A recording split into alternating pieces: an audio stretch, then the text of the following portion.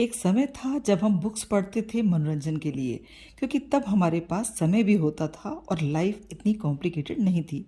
पर आज समय की कमी के साथ बहुत से विषय जिंदगी में इतने उलझे हुए हैं कि हम बुक्स को ना ही एक इंफॉर्मेटिव रिसोर्स ज़्यादा मानते हैं। आजकल राइटर्स भी अपनी बुक्स में हर उस विषय को समाहित करता है जिससे उसके रीडर्स को आज की समस्याओं के हल मिल सकें। टोनी रॉबिन की बुक अनशेकेबल भी इस तरह की बुक है जो आज के यूथ के द्वारा पसंद की जा रही है, अप्रिशिएट की जा रही है। आपके लिए यह किस तरह से यूजफुल हो सकती है? अनशेकेबल बताती है फाइनेंशियल इंडिपेंडेंस के बारे में। जैसा कि आजकल हर कोई चाहता है कि वह फाइनेंशियली स्ट्रांग हो और अपनी इनकम सोर्स के लिए सेल्फ डिपेंडेंट हो। यदि वह अपने दम पर फाइनेंशियल अचीवमेंट चाहता है तो उसे ऐसे फाइनेंशियल इन्वेस्टमेंट स्ट्रेटजीज की ज़रूरत होती है जो उसे आगे चलकर बेनिफिट दें, फाइनेंशियल क्राइसिस के समय आने वाले अप एंड डाउन्स और अनसर्टेनिटी को झेलने के लिए स्ट्रेंथ दे सके। Book unshakeable talks about not to shake at a time of up and downs and unstability. बिना रिस्क के, बिना अप एंड डाउन्स के कोई भी बिजनेस, इवन हमारी लाइफ भी बिना किसी अप एंड डाउन्स के नहीं चल सकती। अनशेकेबल इनकॉन्सिस्टेंट माइंडसेट के बारे में भी बात करती है। एक कदम भी जब किसी नए प्रोजेक्ट के साथ हम आगे बढ़ते हैं तो हमारा माइंडसेट कॉन्सिस्टेंट हो जाता है कुछ बातों को लेकर, जैसे fear of not getting success, loss that may cause to us. पर इसकी जगह, यानी कि यदि हमको सफलता नहीं मिली या हमें आगे चल करके किसी तरह का लॉस हुआ, पर इसकी जगह हम इन फैक्टर्स से आगे बढ़कर अपने प्लान को यदि एग्जीक्यूट करने में ज़्यादा समय लगाएं या अच्छी तरह से एक अपनी प्लानिंग, अपनी फाइनेंशियल प्लानिंग करें तो ये हमें किसी भी एडवर्स कंडीशन में खड़ा रख सकता है। कैपिटल तो एक सबसे बड़ी कंडीशन होती है इन्वेस्टमेंट के लिए, पर केवल कैपिटल होना ही पर्याप्त नहीं होता।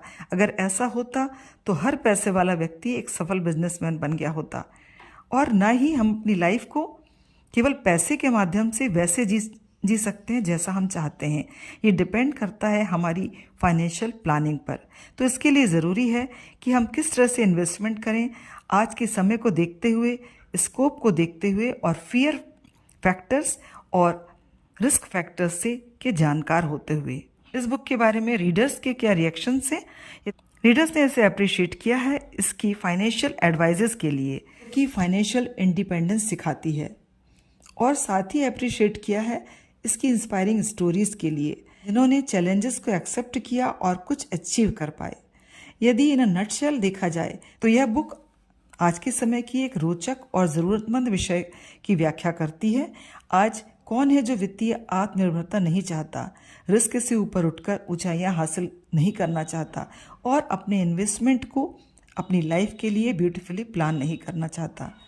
राइटर ने इस बुक अनसर्टेनिटीज को, चैलेंजेस को एक्सेप्ट करने के ऐसे तरीके बताए हैं जो लोगों से इमोशनली कनेक्ट करते हैं, साथ ही प्रैक्टिकल एडवाइस भी देते हैं। अंत में हम देखते हैं इस बुक के फेमस कोटेशंस को, जो कि इस बुक को बहुत ही रोचक और सिग्निफिकेंट बनाती है। कठिन समय कभी नहीं रहता, लेकिन मजबूत लोग रहते हैं। बहुत ही सुंदर विचार है ये। वक्त अच्छा हो या बुरा, वह कॉन्सिस्टेंट कभी नहीं रहेगा। इस मुश्किल वक्त में अपनी स्ट्रेंथ नहीं खोई, अब उनके आइडियाज लोगों के लिए इंस्पिरेशन बन के हम लोगों के साथ रहेंगे। मैं अपनी परिस्थितियों का उत्पाद नहीं हूँ, अपने निर्णयों का उत्पाद हूँ।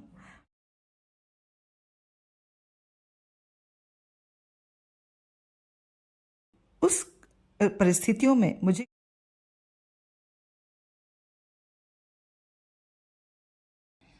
आंतरिक शक्ति की बात करते हैं, इनर पावर की। ताकत शरीर से नहीं, यह इच्छा से आती है। ऐसे बहुत से लोग हैं जिन्होंने शारीरिक दम पर नहीं, मानसिक इच्छा शक्ति से, मानसिक स्ट्रेंथ से ही सारी जीवन की बड़ी से बड़ी जंग लड़ी है। चीज़ जो आपके और आपके ड्रीम्स के साथ खड़ी है वह यह है कि आपने कोशिश की और आपने बिलीव किया कि आप इसे कर सकते हैं। रिव्यूज़ के लिए और इन्फॉर्मेटिव और अच्छे कंटेंट के लिए चैनल के साथ जुड़े रहिए।